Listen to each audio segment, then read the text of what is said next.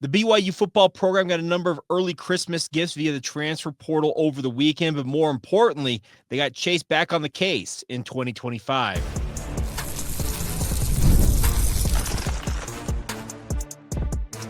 You are Locked On Cougars, your daily podcast on the BYU Cougars, part of the Locked On Podcast Network, your team every day. What's up, everybody? I'm Jake Hatch, your host here on Locked On Cougars, resident BYU insider. Thank you for making Locked On Cougars your first view and or listen of the day. And as always, thank you to all of you who are everydayers with us right here on your original daily podcast focused on the BYU Cougars. Today's show is brought to you by our friends over at FanDuel. The NFL playoffs are almost here, but it's not too late to get in on the regular season action with FanDuel, because right now, new customers, first $5 bet can get you $250 in bonus bets. Visit FanDuel.com to get started today. All right, happy Christmas, Merry Christmas week to you all out there. Hope you guys are having a fantastic time, whether you're having to work today or not. Thank you all the same for being with us. But the good news for BYU football is, as I mentioned in the open, we got a number of big gifts over the weekend in terms of the transfer portal, new additions to the football program, but none bigger than Chase Roberts running it back, announcing he's officially coming back for the 2025 football season. Now, Chase, for all intents and purposes, was pursuing this season as his final one in a Cougar uniform. Remember, he made comments earlier on in the season, essentially saying that he was going to go to the NFL draft. What changed? Why would he run it back? Why would he have that change of heart?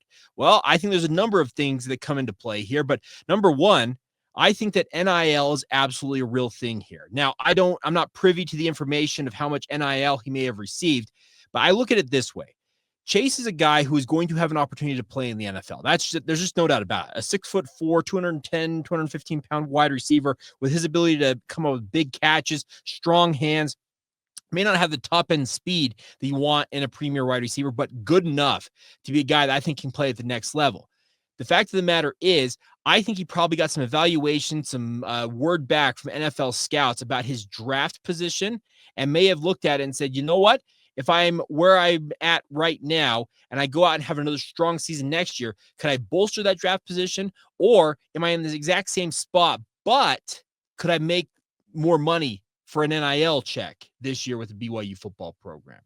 I'm not saying that is exactly the case, but I'm telling you, NIL plays a huge role in guys evaluating their futures when it comes to college football versus the NFL, more so than ever. If you're a guy, let's say you're a tail end of the draft, let's say a 6th, 7th round draft pick or an undrafted free agent, well, the simple fact of the matter is the math comes out that if a certain program or programs are interested in you at the collegiate level, oftentimes, BYU included, they can make it worth your while to play another year of college football where you'd be making equal or greater amounts of money playing college football. That is what's changed here, is the NIL check, I should say, for certain guys can make them think, you know what, another year in college, it works for me. The other thing about this is Chase has got to be thinking, yes, if I have another strong season with the BYU football program, could I see myself moving up on draft boards? Because looking at the draft cycles, you never quite know how strong a particular class is going to be in terms of the position you're playing. Wide receiver for Chase, it's an interesting one because there are years guys on paper may not look like the best crop of wide receiver talent coming out of the collegiate game, but they end up being absolute stars in the NFL. Conversely, there are years where it looks like there's absolute studs coming out of college, and they end up being a little bit underwhelming at the next level.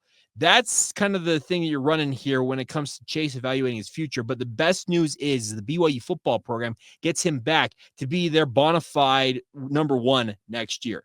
This year was a 1-2 tandem with him and Darius Lassiter, with Darius moving on because he's out of eligibility, unless something crazy happens with that Diego Pavia case. That opens the door for Chase Roberts to really assert himself at the top of the depth chart for BYU at wide receiver. Could Keelan Marion, JoJo Phillips, Parker Kingston, some of these guys step up and play that complementary role to him? Absolutely. But if I'm Chase Roberts, I'm looking at 2025 as it's Chase Roberts' time. Like that has got to be the mindset you got to have. He's already got a very healthy connection with Jake Retzloff, who figures to reprise his role, barring something completely unforeseen, as BYU starting quarterback next season. So everything's coming up positive for BYU. And the bigger point to be made, I should add this, is that a lot of times in the transfer portal, we can get so sucked up into, oh, we need to get this guy. We need to get that guy out of the transfer portal. Oftentimes, the best thing, I mean, the absolute best thing you can do for your roster is to retain talent and retain talent the caliber of Chase Roberts, because that is going to allow you to have a guy who can be that number one, who can be the absolute alpha out there on the field. When you need a tough catch in the middle of a game, that's the guy you look for. Finds himself open, makes the tough catch, makes it look routine, and suddenly you're playing with gas, as they like to say. And that's the other thing about this is Chase has shown a penchant throughout his career at BYU for coming up with timely and, more importantly, big catches. When there are critical plays to be made, he'll find a way to get open on the slant, or he'll find a way to make a double move and open up the field. And so long as Jake Retzlaff finds him, guess what? Chase is going to come down with that football, and more often than not, it's going to be a game-changing play that's going to give BYU some momentum and hopefully help them make a run at another Big 12 title next season. A lot of what BYU had from this past year, there are guys graduating, offensive line, defensive line, etc. But a lot of the parts that helped BYU have as much success as they had this year are running it back in 2025. And I think sincerely that Chase looked at this situation with regards to what his professional future looked like, said, you know what? I'm going to run it back for another year and see if I can help BYU take another step forward.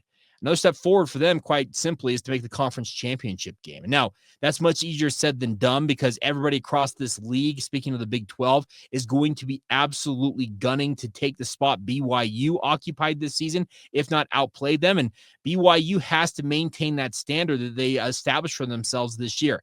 That's much easier said than done. Connor Pay has said it on this podcast, is that a lot of times with leadership, you've got to have guys who are willing to step up and call guys out, but at the same time, be the examples out there and show these young players what it takes or what it took to get to where BYU is. There's a lot of guys, speaking of Connor Pay, Tyler Batty, et cetera, a lot of leadership leaving the program this season after the season concludes, coming up on Saturday against Colorado. And with those guys leaving, there's a lot of experience, a lot of know-how, a lot of understanding where BYU was to where they are at today. And a guy like Chase coming back, he can help instill on the young players that, hey, this doesn't happen just because we're BYU. We don't get to 10-2 with a chance, be an outside chance of playing in the Big 12 title game without a whole lot of hard work in the offseason. So honestly, I think this is a massive job for BYU to get Chase Roberts back into the fold for 2025. And he is going to be a major reason why BYU has success or failure next year. It's as simple as that.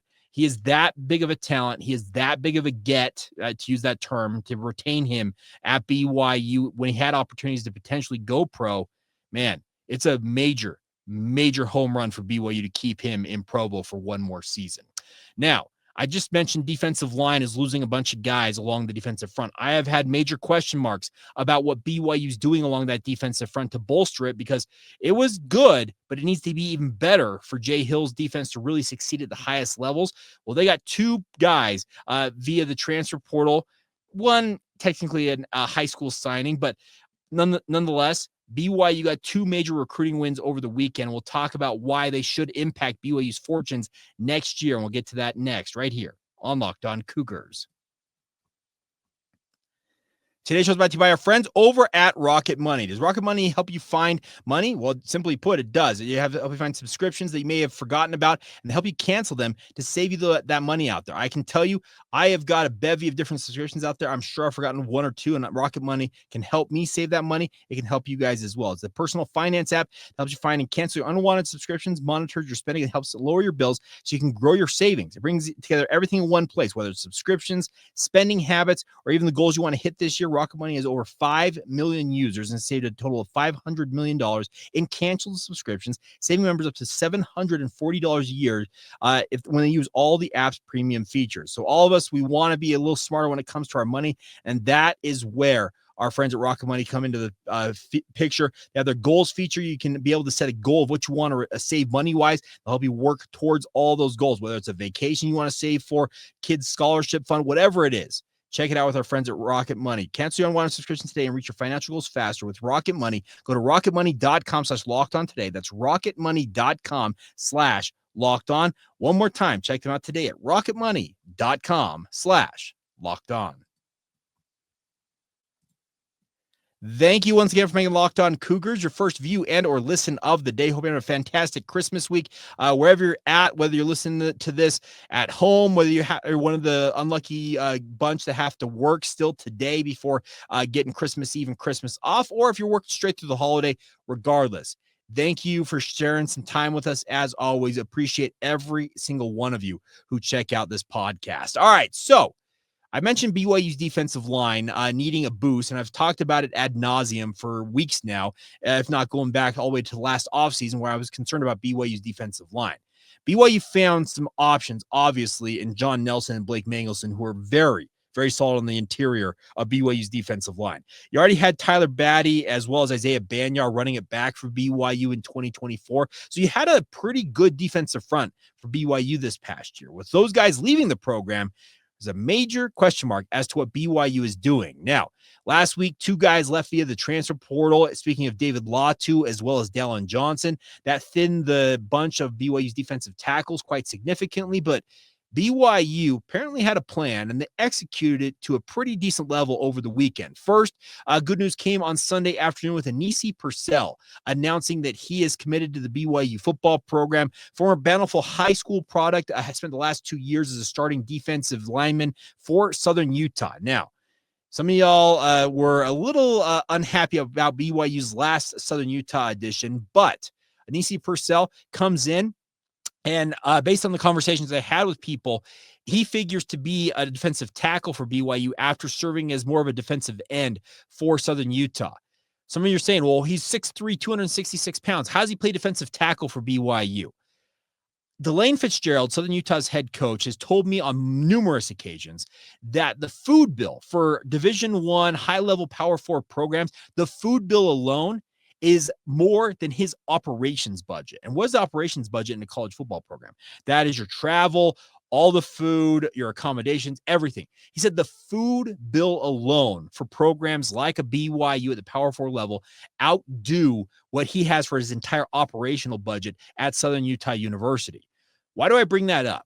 Well, let's just put it this way. BYU has a full-time nutritionist for this football program who's optimizing guys what they eat, when they're supposed to eat it, giving them as much food as they need, essentially, to gain the requisite weight to be successful at their new positions. Well, Anisi Purcell comes in at 6'3", 266 pounds, according to Southern Utah.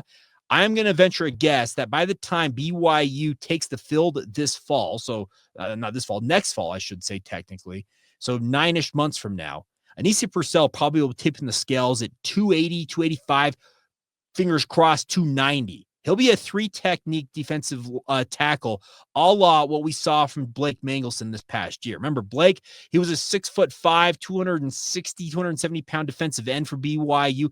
Really kind of was a tweener in a way because didn't necessarily have the foot speed to be an elite defensive end, but also, once again, was undersized to play defensive tackle. Well, he bulked up, got up to about 280, if I recall correctly, maybe tipped the scales as high as 290, and was very, very effective in that role.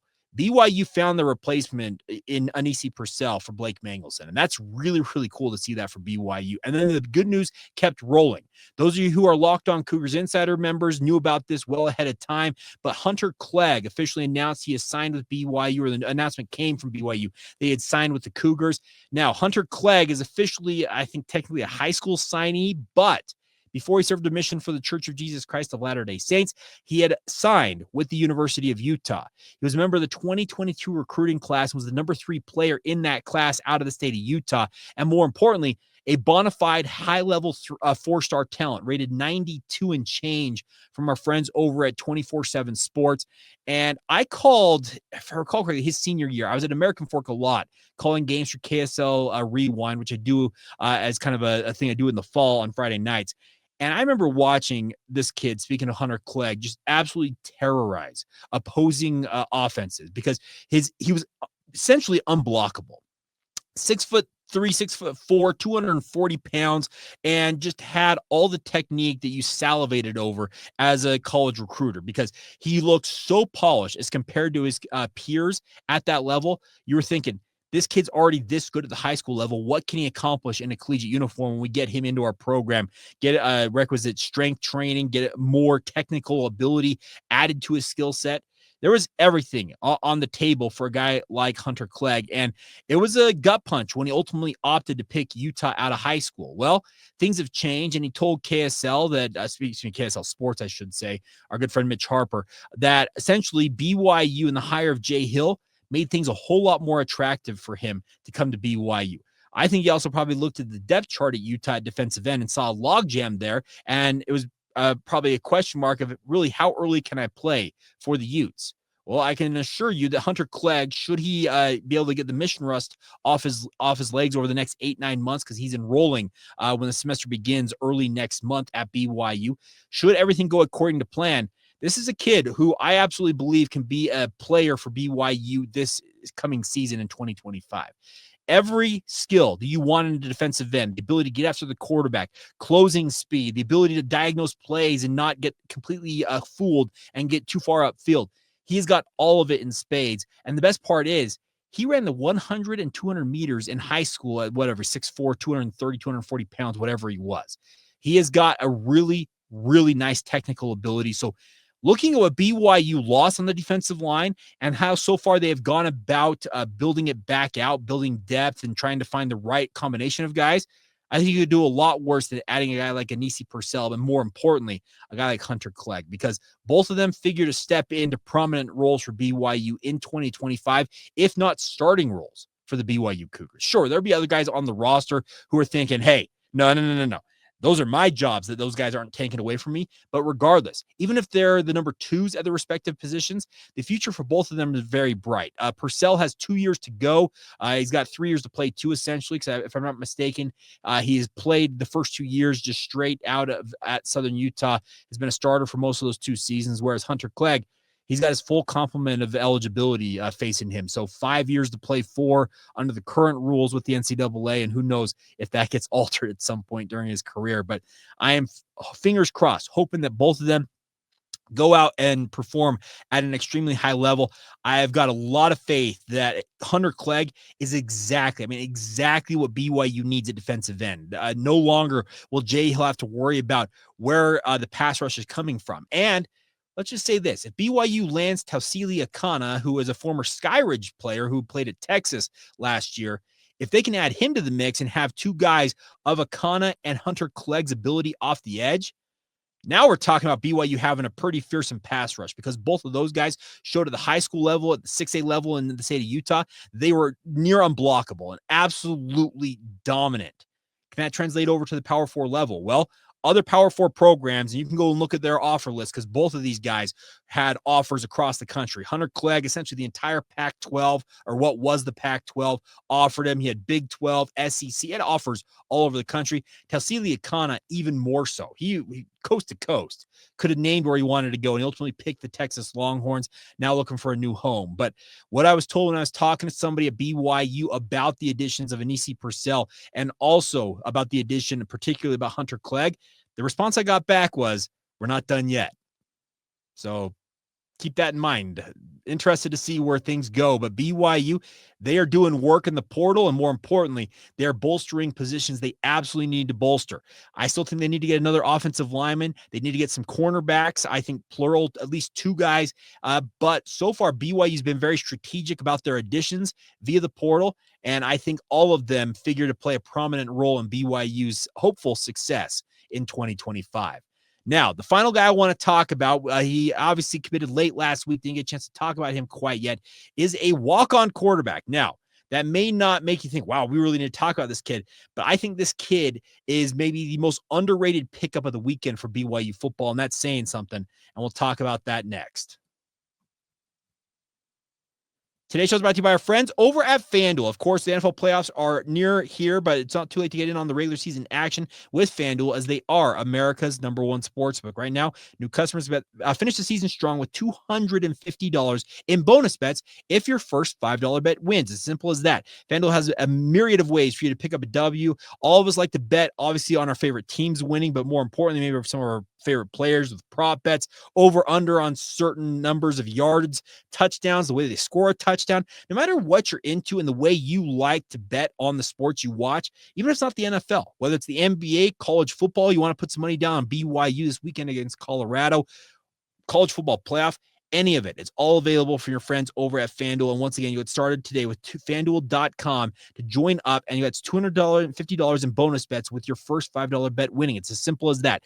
FanDuel.com is where you get started today. Make every moment more with FanDuel, as they are an official sportsbook partner of the NFL. Thank you once again for making Locked On Cougars your first view and or listen of the day. And if you guys have not done so already, what are you waiting for? Join up for the Locked On Cougars Insider Group. Gift it to a family member if you think they'd like to have that inside scoop on all things BYU. The best part is if you sign up today, you get 14 days. You'll be going through the new year with the latest intel I'm hearing on BYU sports coming to your phone in the form of a text message. And beyond that, it's just $5 a month to be a part of the Locked On Cougars Insider Group. So join us today. The link is in the show notes below on YouTube or wherever you get your podcasts, Apple, Spotify. You guys know the drill. All right, before we go on today's show, BYU added a walk-on quarterback late last week in Emerson Guileman. We just talked about Bountiful High School for Anisi Purcell. Well, Emerson Guileman just led Bountiful High School to a 5A state championship. Emerson is a guy that has been criminally underrated all throughout this recruiting cycle. For the life of me, I don't know why he was so overlooked. Maybe he didn't necessarily travel to all the camps a lot of these quarterbacks seem to travel to, but he is a guy who has just been an absolute star for Bountiful High School the past 2 years. He has led them to a state title appearance a year ago, and then obviously to the state title that they won this year with Bountiful High School, and he's put up monster stats. He's not a game manager by any means. That's the thing about this. A lot of quarterbacks can get labeled that when they have a strong running game. They got really good wide receivers. There's none of that. There's none of that. I should say that's not this case. It's at Bountiful. They have a very, very good running back in Siaki Fekitoa, but he and Emerson Guileman really were kind of the two-man tandem that led Bountiful High School to the success they had this year. Emerson announced he's committed to BYU now. It may be a minute before you see him for BYU because he is planning on going on mission. But he said this: after great conversations with Aaron Roderick and Matt Mitchell, I'm happy to announce I'll be committing to Brigham Young University. Now, I talked to some people. This is a preferred walk-on edition. Now, you're saying, well, preferred walk-ons aren't a thing, Jake. No, they are, at least in 2025. They're going to have an 85-man scholarship limit, as far as I'm aware, for BYU with 20 walk-ons. It's no longer the 123-man roster, so you're going to lose 18 slots, but there's still some walk-ons, and that's where Emerson Guileman comes in. Now, he obviously could opt to go to BYU in 2025 and then go on his mission. So there's question marks about when he ultimately embarks on his mission service for the Church of Jesus Christ of Latter-day Saints. But I think this is a guy that BYU fans, you need to pay attention to his name. A lot of times we look and we get caught up in the star ratings out there, and for good reason, because the star rating gets better and better every year in terms of evaluating and trying to project the best talent in college football. It is still an inexact science. And this is the evidence, I think, of having a guy like Emerson Guileman kind of fall by the wayside or be just overlooked. He's 6'3", 193 pounds. So you figure he'll be well over 200 pounds once he gets into a college weight program. And obviously he starts working out with strength coaches there. But this past season passed for 2,465 yards and had a 7-to-1 TD interception ratio. That's 22-3, 22 touchdowns, 3 interceptions. And it's just not that. He is an absolute dual threat, 829 yards rushing and another 14 touchdowns on the ground. I had a chance to meet up with Emerson for the first time. I do a thing called the Northern Utah High School Player of the Week Awards, which are presented by John Watson Chevrolet in Ogden. And I had a chance to finally meet him after he won one of our weekly awards at our banquet this past season. It was actually earlier this month. And talking with this young man, he is humble, but you can tell there is a confidence. He's got that air of confidence that all quarterbacks have to have. Because let's be honest, It's a position you handle the ball literally every single play, and you have to believe you are the best player on the field, or else it's just not going to work. And a guy like Geilman, I think he could come to BYU and compete for playing time. I'm not going to say that he's going to emerge and eventually become a starting quarterback for BYU, because that seems a little too far-fetched in my mind at this juncture. But everything I've seen and everything I've heard about this young man, from his high school coaches on to what I've talking with recruiting people about him, is the question always was, why isn't he getting more attention? And I don't think anybody really had a good answer for it, other than people just fell in love with other prospects. So maybe, just maybe, BYU found that proverbial diamond in the rough here with Emerson Geilman, and all they got to do is polish it a little bit more, and maybe he shines through and becomes an absolute sensation for the BYU football program. Now, like I said, I'm not betting on that in 2025. I'm not betting on that if he goes on a mission till, let's say, 2027 at best. But regardless, you could do a lot worse than any guy like Geilman to your roster here, and seeing what you've gotten him. That's the one thing about this, is so long as you continue to have some walk-on slots, a bet on a guy like this who has led his team to monumental success. Remember, the last time the Bountiful won a state title was 2003. They had gone nearly 2+ decades at a very proud program of coming close, but never getting over the hump. And he's the guy that gets them to that championship and wins the title. You got to have some, what in you, that dog in you, to be a guy like Emerson Geilman and lead that program to the success it has had. And I think that proven production at the high school level, you can work with that. And I think that this is a low risk, potential high reward option for BYU. And once again, if it doesn't work out, he comes in and he falls flat on his face and doesn't pan out, guess what? You're not committing a scholarship for any significant amount of time. He's paying his own way. And then you say, hey, thanks, but no thanks. Let's find you another place to play football. But I think BYU, once again, going back to kind of the theme of today, they helped themselves in a myriad of ways. Added a star wide receiver back to the mix that you absolutely would love to have on your roster in 2025. You had 2 defensive linemen who I believe will absolutely, should things work out, should be in the mix to potentially start for BYU and bolster a position group that absolutely needs some bolstering. Great. And then you add, like I said, a low risk, potential high reward option at quarterback. Yeah, that's a pretty solid weekend across the board for the BYU football program. And I think the Cougars absolutely helped themselves. So a tip of the cap goes to Kalani Sitake, Aaron Roderick, Jay Hill, Sione Puha, Kelly Papinga, Matt Mitchell, everybody involved. And I'm talking Fesi Sitake. Every coach, every administrator at BYU, they should be giving themselves a pat on the back once again for all they accomplished over the past 3 to 4 days. But as I mentioned, had one person at BYU tell me there's, quote, more to come. And if that happens, hey, you get ready, Cougar fans. Could be an even better Christmas than it already has been if you're paying attention out there about this roster as you look forward to getting ready for this matchup with Colorado on Saturday. So coming up later this week, planning tomorrow, a Christmas Eve special, a chat with Connor Pay for you guys. We'll also catch up hopefully with Kevin Borba from Locked On Buffs to talk about BYU and Colorado in that matchup. And then obviously Friday, we'll have a full breakdown of the matchup from my perspective as you get ready for the Alamo Bowl. And I'll be traveling to San Antonio as well. So if you're making the trip out, let me know.